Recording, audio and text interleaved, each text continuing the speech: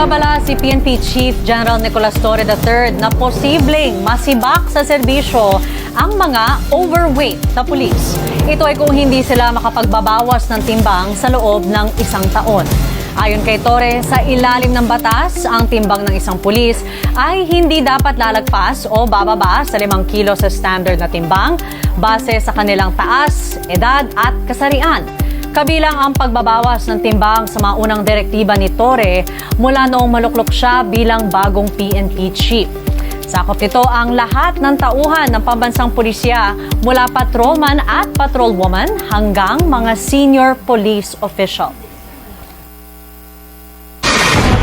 Niya na-adjust yan kasi may build niya eh. Hindi pwedeng sabihin na overweight ka dahil ganito. Dahil big bone ka. Pag big bone ka, i-consider yan ng standard kasi may medical basis ang mga pinagagagawa dyan. Ang tatamaan talaga dyan, yung talagang mataba na hindi nag-exercise at hindi nagjijeta.